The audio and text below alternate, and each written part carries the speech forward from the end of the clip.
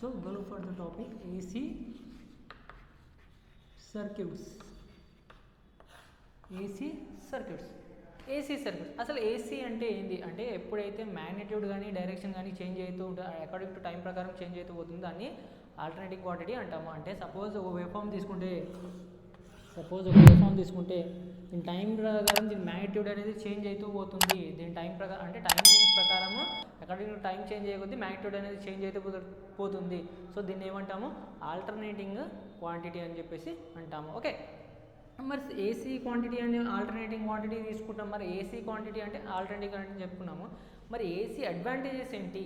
AC advantages ఏంటి అంటే మనం మామూలుగా అయితే మనం ఆల్రెడీ దేని గురించి డిస్కస్ చేసుకున్నాం. ఆల్రెడీ నేను డిస్కస్ చేసుకున్న టాపిక్లో డీసీ జనరేటర్, డీసీ మోటార్ గురించి డిస్కస్ చేసుకున్నాం. ఓకే, మరి డీసీ జనరేషన్ ఎలా అవుతుంది చూసుకున్నాము. డీసీ జనరేటర్ యొక్క క్యారెక్టరిస్టిక్స్ చూసుకున్నాము. డీసీ మోటార్ పని ఎక్కడ యూజ్ చేసుకుంటాం చూసుకున్నాము.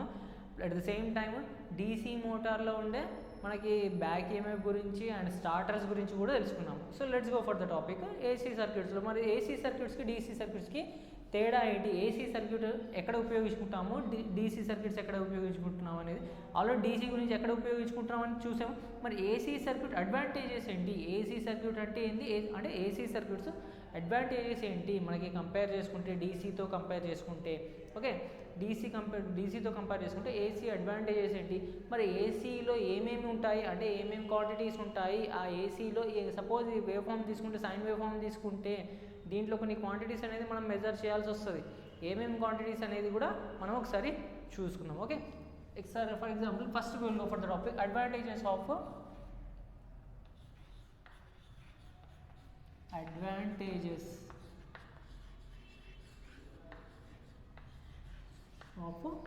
AC nothing but alternating current or alternating quantity ప్రకారం తీసుకుంటే advantages of AC.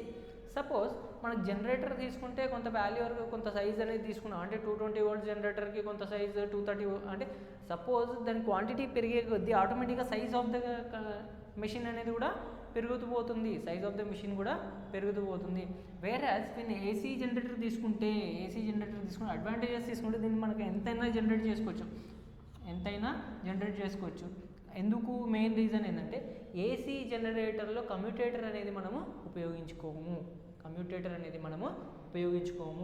So generated and stepped up to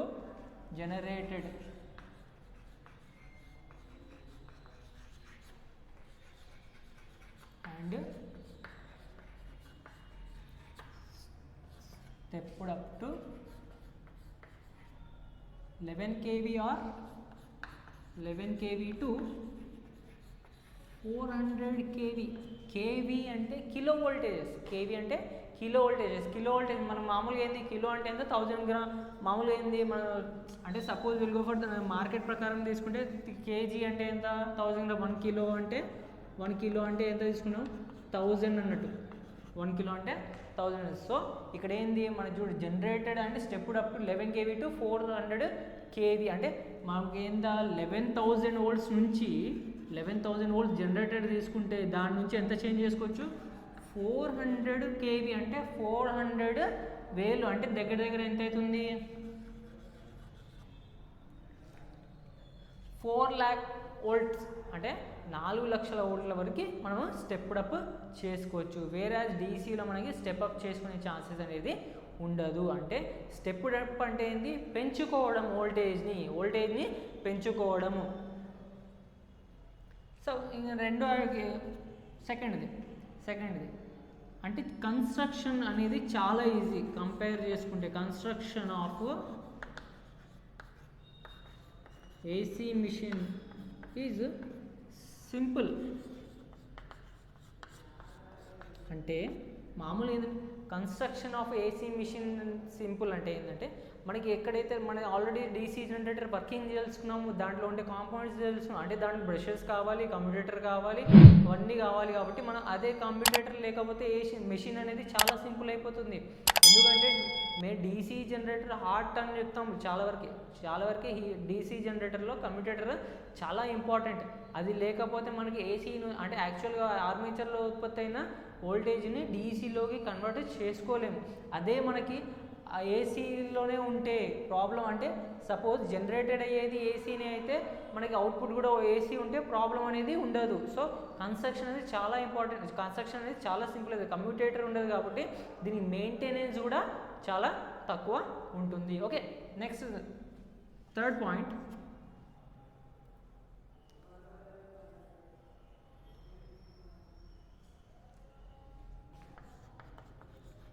easy voltage transformation.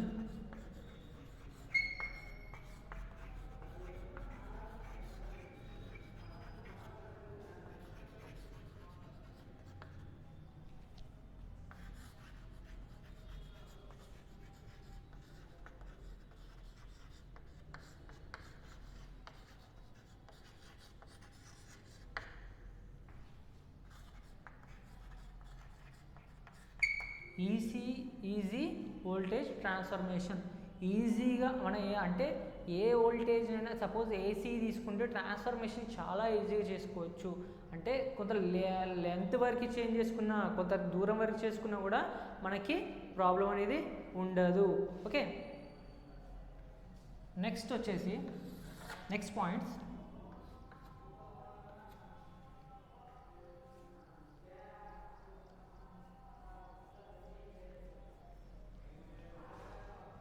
transmission is easy. Transmission is easy and economical.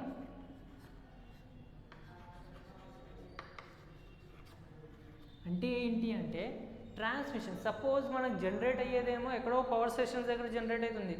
Generate అయినది మనకి DC తీసుకుంటే ఏముంది మనకి అంటే సపోజ్ డీసీలో మనకి ఏంది స్టెప్ అప్ చేసుకునే ఛాన్సెస్ ఉండదు. అదే ఏసీకి వెళ్ళేసరికి అయితే ఈజీగానే ఉంటుంది, ప్లస్ ఎకనామికల్గా కూడా ఉంటుంది. ఎకనామికల్గా ఎందుకన్నామంటే ఆల్రెడీ ఏదైనా సరే మన కండక్టర్ తీసుకున్నా, ఏదైనా వాహకం తీసుకున్నా దానికి నిరోధం అనేది ఉంటుంది. ఆ నిరోధం వలన డ్రాప్ అనేది అవుతుంది. సపోజ్ డీసీ తీసుకున్నాం అనుకోండి, జనరేటర్ దగ్గర 12 volts అంటే 11 kV ఉత్పత్తి అయ్యిందంటే, సపోజ్ మనం జనరేటర్ పెట్టుకొని 11 kV ఉత్పత్తి చేసుకున్నా కూడా కొంత దూరం వెళ్ళేసరికి ఆటోమేటిక్గా ఏమవుతుంది, దాని వాల్యూ అనేది పడిపోతుంది. Either it may come to 10 kV or 9 kV. అంటే సపోజ్ అలా వోల్టేజ్ చేంజ్ అయినప్పుడు ఆటోమేటిక్గా ఏమవుతుంది, లోడ్స్ అనేది అక్కడ ప్రాబ్లం అయ్యే ఛాన్సెస్ ఉంటాయి. అదే ఎకనామికల్ కూడా ఎందుకన్నామంటే చాలా అంటే కాస్ట్ తక్కువ అవుతుంది. ఏసీ అనేది ట్రాన్స్మిషన్ చేయడం చాలా simple, at the same time cost కూడా చాలా తక్కువ అవుతుంది. సో నెక్స్ట్ వచ్చేసి కాపర్ సేవింగ్, అంటే saving of copper.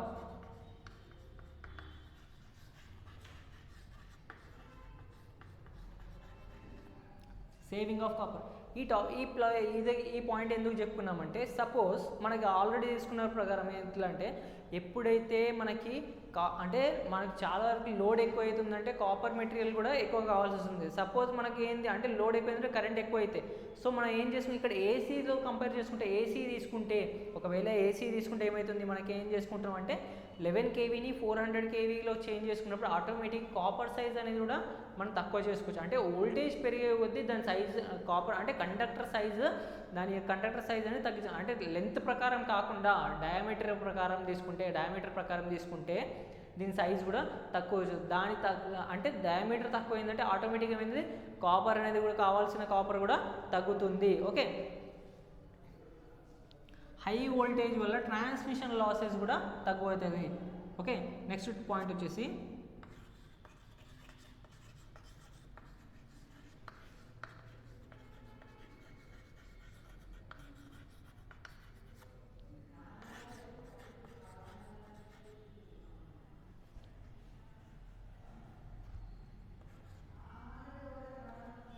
Reduces transmission losses. అంటే మనకేంది ఒక ప్లేస్ నుంచి ఇంకో ప్లేస్కి పంపించేటప్పుడు మనకు కావాల్సిన దాంట్లో ఉండే నష్టాలు కూడా తగ్గుతాయి. కంపేర్ చేసుకుంటే దేంతో, డీసీతో కంపేర్ చేసుకుంటే ఏసీకి ఇన్ని లాభాలు ఉన్నాయంటారు. ఒకటేమో ఫస్ట్ ఏంది, జనరేటర్ చేసుకున్న దాన్ని స్టెప్అప్ చేసుకోవచ్చు. ఎక్కడి నుంచి 11 kV నుంచి 400 kV. మనకు మామూలుగా ఏసీ ఉంటే కానీ మనము స్టెప్ అప్ చేసుకోలేము. డీసీ ఉంటే మనము స్టెప్ అప్ చేసుకోలేము. ఓన్లీ ఏసీ ఉంటే మాత్రమే మనము స్టెప్ అప్ చేసుకోగలుగుతాము. నెక్స్ట్ పాయింట్ వచ్చేసి ఏంటి, construction of AC machine is simple.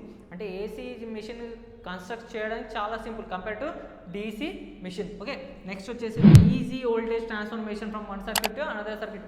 ఒక సర్క్యూట్ నుంచి ఇంకో సర్క్యూట్కి మనం ఈజీగా మనం ట్రాన్స్ఫర్ చేసుకోవచ్చు. నెక్స్ట్ పాయింట్ ఏంటి, transmission is easy and economical.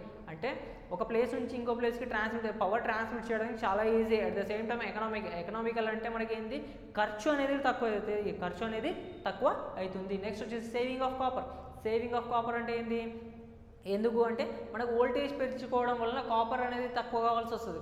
అంటే వోల్టేజ్ పెంచడం వలన ఆటోమేటిక్గా అయితే మనకి ట్రాన్స్మిషన్ లైన్స్ యొక్క మందము లేదా డయామీటర్ అనేది తక్కువ చేసుకుని కూడా మనము సప్లై చేసుకోవచ్చు. నెక్స్ట్ వచ్చేసి ఏంటి, రెడ్యూసెస్ ట్రాన్స్మిషన్ లాసెస్ అనేది కూడా మనకి తక్కువ చేస్తుంది. ఇది మనకి ఏసీ యొక్క advantages. Next will go for the topic production of alternating quantity. మనకు ఆల్రెడీ డీసీ జనరేటర్లో తెలుసుకున్నాం. డీసీ జనరేటర్లో ఒక టాపిక్ అంటే జనరేషన్ ఎలా అవుతుంది అనేది కూడా చూసుకున్నాం. ఎప్పుడైతే కండక్టర్ వాహకం అభివాహకాన్ని కట్ చేస్తుందో అప్పుడు మనకి వోల్టేజ్ అనేది ఉత్పత్తి అవుతుంది. ఓకే, దాని ప్రకారమే మనకి ఇక్కడ జనరేషన్ ఆఫ్ ఏసీ తీసుకుంటే దీంట్లో మనకు ఆల్రెడీ ఏసీ అన్నట్టు అంటే ఆల్టర్నేటింగ్ క్వాంటిటీ తీసుకున్నాం. ఆల్టర్నేటింగ్ క్వాంటిటీలో అంటే ఒక సైన్ వేవ్ మాత్రమే లేదు, డిఫరెంట్ క్వాంటిటీస్ కూడా ఉన్నాయి. అంటే ఆల్టర్నేటింగ్ అంటే చేంజింగ్ క్వాంటిటీ. వేరే మనకి ఏసీలో తీసుకుంటే సైన్ వేవ్ ప్రకారం తీసుకుంటే కూడా చూడండి, ఒక టైంతో ప్రకారము మ్యాగ్నిట్యూడ్ చేంజ్ అవుతూ పోతుంది, ప్లస్ మ్యాగ్నిట్యూడ్ అనేది చేంజ్ అవుతూ పోతుంది. అందుకే దీన్ని ఆల్టర్నేటింగ్ క్వాంటిటీ అంటాము. సపోజ్ ఇదేమో మనకి సైన్ వేవ్, దీన్ని మనము సైన్ వేవ్ అంటాము. మనకి డిఫరెంట్ వేవ్ ఫామ్స్ కూడా ఉన్నాయి. ఒకటేమో సైన్ వేవ్ చెప్పుకున్నాం కదా. నెక్స్ట్ వచ్చేసి ఏముంటుందంటే ట్రయాంగులర్ వేవ్ ఫామ్ అని ఉంటుంది. ట్రయాంగులర్ వేవ్ ఉంటుంది. నెక్స్ట్ ఏముంది మనకి సాటూత్ వేవ్ అని చెప్పేసి కూడా ఉంటుంది. సాటూత్ వేవ్ అనేది కూడా మనకి అంటే డిఫరెంట్ క్వాంటిటీస్ అనేది మనకి ఉంటాయి. ఆల్టర్నేటింగ్ క్వాంటిటీలో మనకి ఏంది డిఫరెంట్ క్వాంటిటీస్ అనేటివి మనకి ఉంటాయి. So production of AC voltage లేదా ఆల్టర్నేటింగ్ క్వాంటిటీ ఎలా ఉత్పత్తి అవుతుంది అనేది మనం ఒకసారి చూసుకుందాము. ఓకే,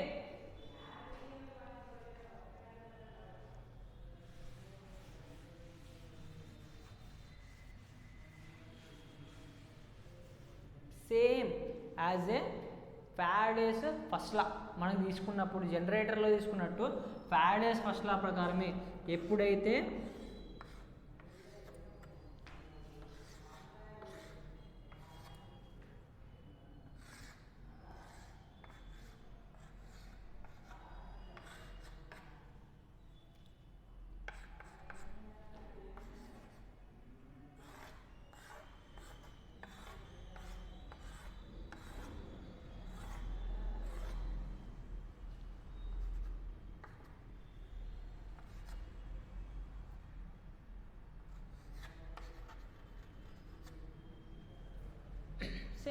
ఎప్పుడైనా సరే వాహకం అభివాహకాన్ని కట్ చేయడం వలన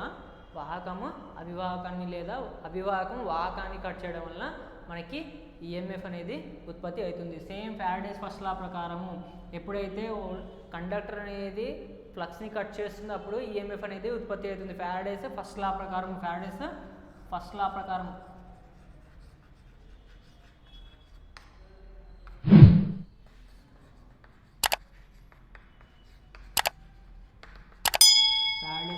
ఫస్ట్ లా ప్రకారం ఎప్పుడైతే వాహకం అభివాహకాన్ని లేదా అభివాహకం వాహకాన్ని కట్ చేస్తుందో అప్పుడు ఈఎంఎఫ్ అనేది ఉత్పత్తి అవుతుంది. సో నెక్స్ట్ ఏముంది మనకి సెకండ్ లా సెకండ్ లా కూడా చూద్దాం. సరే జనరేషన్ చెప్తున్నాం కదా, ఆల్రెడీ మనకి జనరేటర్లో చెప్పుకున్నాం. చూడండి, ఎప్పుడైతే అంటే సపోజ్ ఒక కండక్టర్ పెట్టుకున్నాం, కండక్టర్ ఉంది అనుకుంటే సపోజ్ కండక్టర్ చూడండి, సపోజ్ ఇట్లా ప్యారలల్గా ఉందనుకుంటుంది. జనరేషన్ ప్రకారం తీసుకుంటే first will go for the wave form ప్రకారం తీసుకుందాం. ఓకే, వేవ్ ఫామ్ ప్రకారం తీసుకుందాం. సపోజ్ కండక్టర్ అనేది ఉంది అంటే లైన్స్ ఆఫ్ ఫోర్సెస్కి ఎప్పుడైతే కండక్టర్ చేంజ్ అవుతూ పోతుందో దాని ప్లేస్ అనేది చేంజ్ అంటే కండక్టర్ తిరుగుతూ పోతుందో ఎప్పుడైతే ఫ్లక్స్ని rate of change of flux linkages ఎక్కువైతూ పోతుందో ఆటోమేటిక్గా వోల్టేజ్ అనేది పెరుగుతూ పోతుంది.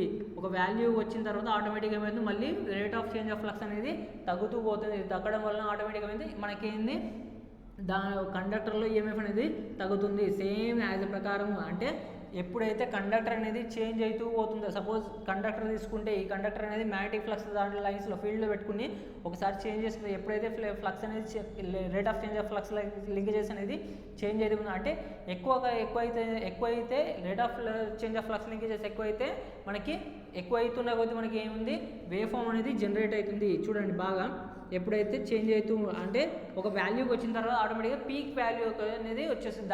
దాని తర్వాత ఏమవుతుంది ఆటోమేటిక్గా rate of change of flux linkages అనేది కూడా తగ్గడం వలన ఆటోమేటిక్గా అవుతుంది జీరో పొజిషన్కి వచ్చేస్తుంది. ఓకే, ఇది ఇలా మనకి ఏసీ జనరేషన్ అనేది అవుతుంది. ఇది మనకి ప్రొడక్షన్ అంటే జస్ట్ మనకి ఆల్రెడీ జనరేటర్లో చెప్పుకున్నట్టు ఎప్పుడైతే ఫీల్డ్ దాంట్లో కండక్టర్ పెట్టేసి కండక్టర్ తిరగడం స్టార్ట్ అవుతుందో లేదా డిఫరెంట్ ఫీల్డ్ అనేది ఫ్లక్స్ అనేది చేంజ్ అవుతూ పోతుందో దానివల్ల కండక్టర్లో మనకి ఈఎంఎఫ్ అనేది ఉత్పత్తి అవుతుంది. సో దీని ప్రకారం మనకి డిఫరెంట్ వేవ్ ఫామ్స్ అనేది కూడా మనము చూపించుకున్నాము. ఓకే.